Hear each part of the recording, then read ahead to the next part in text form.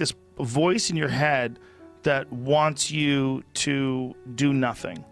This voice in your head, and he calls it resistance. Yeah. And he talks about this resistance that is in your head, and that you have to decide that you are a professional.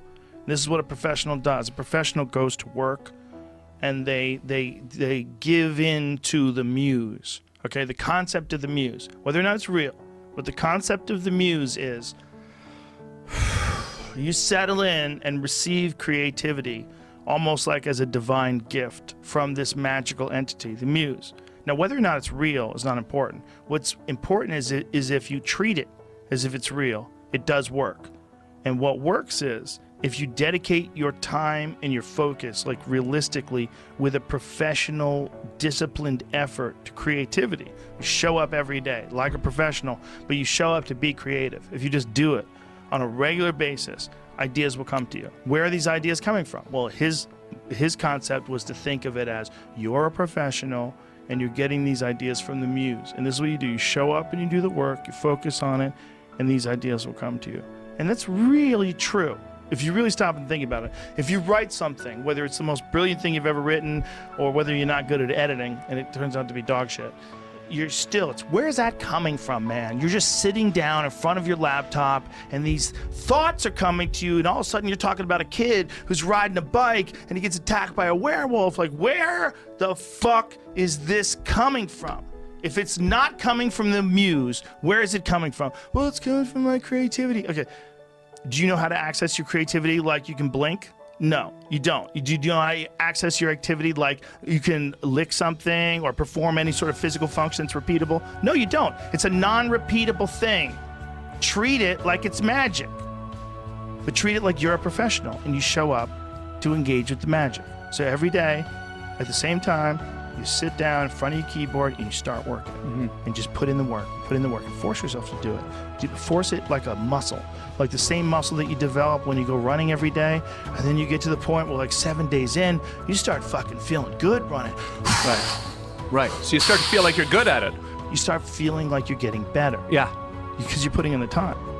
If you're alive, you can get better at stuff.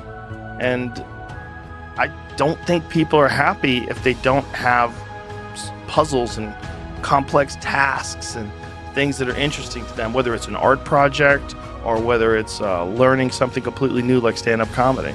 Like, doing things that are difficult it's as much of a nourishment of the mind as food is a nourishment of the body. I think you need things that are puzzling to you, where you have to find your own human potential in the difficulty of the task and work your way through things. At least for me. For me, I mean, I can only speak for me because I'm the only life that I've ever lived that I'm aware of. And in my life, that has been 100% constant. I am a very happy person, and I have never had a moment where I'm not doing difficult shit.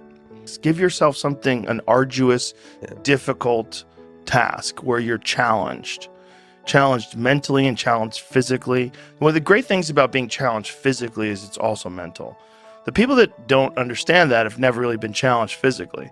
People that think that physical challenges are just physical. It's just brute grunt work. It's not. It's emotional intelligence. It's understanding your desire to quit and conquering your inner bitch. All that stuff it's mental. It's playing out inside your head. And there's a mental strength that you acquire from that you can apply to intellectual pursuits. And the people that don't think that are the people that haven't attempted them. And there's an arrogance to people that only pursue intellectual exercises, only pursue intellectual things, and don't pursue anything physical. That the physical stuff is base, it's grunt work, it's primal, it's not necessary. I don't think that's accurate. I think you can really benefit from physical struggle, and you benefit from it in a mental way.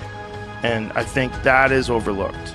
That's unfortunately overlooked by academics and intellectuals who they make excuses for why they're fat and lazy or scrawny.